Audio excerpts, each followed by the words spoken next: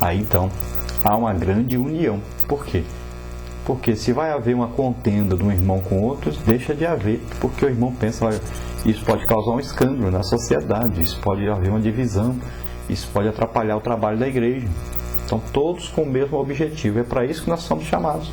Se a igreja toda trabalhar em função de ganhar almas, a igreja se une, a igreja quer orar, quer jejuar, quer ler a Bíblia, a igreja quer ficar cada vez mais forte para ir lá no mundo, tirar as pessoas de lá e trazer para a igreja.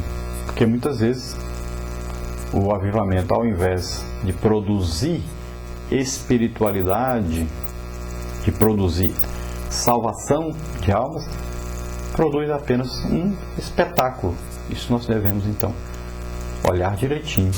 Vem então no avivamento as armas de guerra, que são os dons do Espírito Santo. Então devem ser usadas essas armas, e não guardadas, e não apenas manifestadas como se fosse um teatro, um espetáculo, né, onde as pessoas vão para assistir.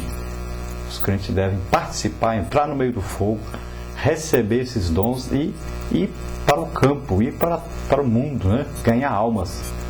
Vão aí de casa em casa, aí, testificando e tal, e pregando pelas ruas, que é o lugar de pregar realmente o Evangelho para ganhar as almas. Então essa falta de trabalho, né, de se engajar no trabalho, é que causa isso. Na parte número 2, uma igreja que desconhecia a sua importância. Número 9, aí, como será a igreja como juiz futuramente? Então a Bíblia afirma que sob Cristo, ou debaixo do domínio de Cristo, do governo de Cristo, né, o mundo e os anjos maus, né, serão julgados pela igreja no futuro. Anjos maus aí nós chamamos de demônios, né? Então, tanto o mundo, ou seja, as pessoas que não aceitaram Jesus como Senhor e Salvador, como os anjos que foram expulsos do céu, todos eles então serão julgados por Deus, tendo a igreja também como participante nesse juízo final. Número 10. Complete. Não sabeis vós que os santos hão de julgar o mundo? Não sabeis vós que havemos de julgar os anjos? Então, novamente, eu e o apóstolo Paulo falando sobre isso. Na pergunta número 11. Quem na terra são capacitados por Deus e preparados em si mesmos para cuidar, no âmbito interno, dos problemas dos irmãos que surgem na vida cristã e na vida em geral? E toda a congregação você pode olhar que tem aí pessoas que têm um conhecimento, uma experiência e que têm uma facilidade de julgar causas, né, que vão surgindo dentro da igreja. Então, toda a congregação, tendo um conselho, né, de líderes, de anciãos, esse conselho se unindo, poderá tomar as decisões e fazer com que a igreja possa resolver essas questões que vão surgindo. São os pastores, os dirigentes e os mestres.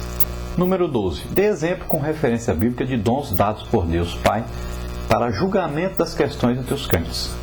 Também Deus tem as suas operações. Ele tem também as suas pessoas escolhidas para exercerem as funções dentro da igreja, como aí governos, você pode ver 1 Coríntios 12, 28. Tem também exortação, 1 Tessalonicenses 5, 12. Então Deus escolhe pessoas com funções específicas para que a igreja tenha aí uma administração salutar. Pergunta número 13. Apesar de aqueles crentes de Corinto serem tão imponentes e envaidecidos de sua ciência, sabedoria, de seus dons, de sua capacidade superior, o que faltava entre eles de suma importância para o bom relacionamento entre seus membros? Estava faltando um membro de grande importância. Quem era então? Então, estava faltando alguém sábio, alguém que fosse competente, justo, né, imparcial para solucionar suas desavenças, seus problemas. Estava faltando ali dentro de todos os crentes um líder que fosse capaz de julgar suas causas. Quais as qualidades que essa pessoa tinha que ter? Ele tinha que ser uma pessoa sábia, e a sabedoria principal é conhecer a palavra de Deus. Depois ele tinha que ser competente, ou seja, ele tinha que ser uma pessoa que conseguisse realmente resolver os problemas. Tinha que ser uma pessoa justa, né? Justiça quer dizer equidade, ter todos em igualdade, não considerar ninguém maior do que o outro na hora de julgar. Deveria ser também imparcial, ou seja, não puxar para lado nenhum. Ah, fulano dá um dízimo maior, então ele tem mais direito. Ah, fulano tem uma família grande. Ou então, ah, fulano é meu amigo. Ah, fulano me deu isso. Então, essa pessoa estaria apta, se fosse desse jeito, ela estaria apta para ser um líder dessas reuniões de julgamento de causas dentro da igreja. Pergunta número 14. A que classe pertencem os anjos na hierarquia dos seres criados? Então, os anjos estão entre a classe mais elevada de criaturas. Então, quando o apóstolo Paulo diz que os santos, a igreja, vai julgar os anjos, veja bem, ele vai julgar uma classe superior. Em que parte que essa classe é superior? Em que eles são superiores a nós? Então, eles não têm um corpo físico como o nosso. E o nosso corpo físico atrapalha muito a nossa comunhão com Deus. Então, nessa parte, eles são superiores. E eles foram criados todos ao mesmo tempo.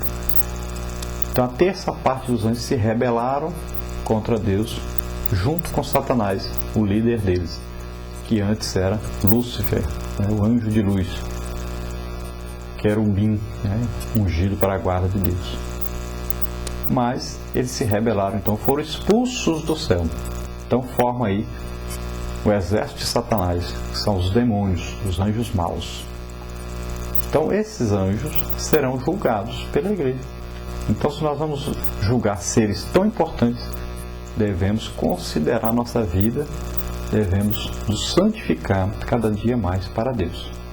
A nossa parte número 3, ensinos finais sobre litígios e inimizades.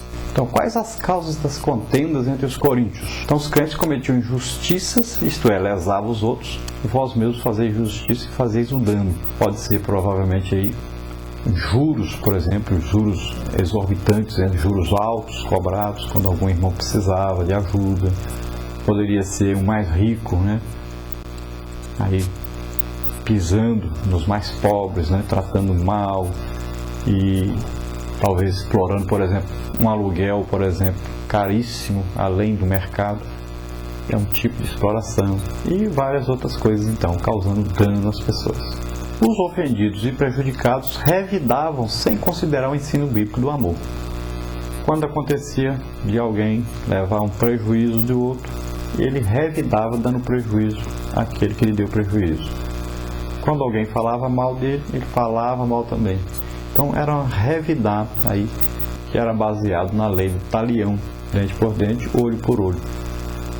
Então você me fez isso, eu te faço isso. E esqueciam da lei do amor, que é aquela que você leva o prejuízo, aquela que você sofre a agressão e você não revida. Jesus diz que quando alguém nos batesse uma face, oferecesse a outra face. É claro que Jesus está ensinando aí coisas espirituais para nós e que vale também para essa questão. Se você é espiritual e alguém lhe ofende, lhe maltrata, faz qualquer coisa de ruim, você oferece a ele o seu lado, o outro lado, o lado espiritual seu, não o lado carnal. Ele foi carnal em te maltratar, falar mal de você, te dar prejuízo. Aí você mostra para ele o seu lado espiritual. Qual é o seu lado espiritual? O lado do amor, do perdão, da misericórdia. Leve o prejuízo e ame o irmão. Ganhe a salvação e ganhe o irmão para Jesus. Os coríntios estavam sendo enganados. Não erreis. Literalmente, essa expressão equivale a não vos deixeis ser enganados. Então, ali, um dos casos que acontecia era o engano. E a Bíblia diz que aqueles que enganam também são enganados, né?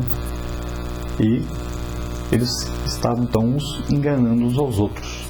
Muitas vezes, por exemplo, um engano. Você vai comprar uma coisa, eu quero 1 quilo, e a pessoa bota 900 gramas, né? É um engano, um tipo de engano. E existem vários tipos de engano e esses enganos estavam acontecendo. Outra coisa, alguns não eram realmente convertidos, ou seja, eles aceitavam a Jesus, declaravam que estavam aceitando, mas não tinham realmente experimentado um novo nascimento, estavam na igreja praticando coisas que eles praticavam antes de serem crentes e que são pecado. Então, por exemplo, pessoas que estão na igreja hoje, que antes fumavam, continuam fumando, que bebiam, continuam bebendo, viviam na prostituição e continuam vivendo na prostituição. Então são pessoas que não tentam resolver as questões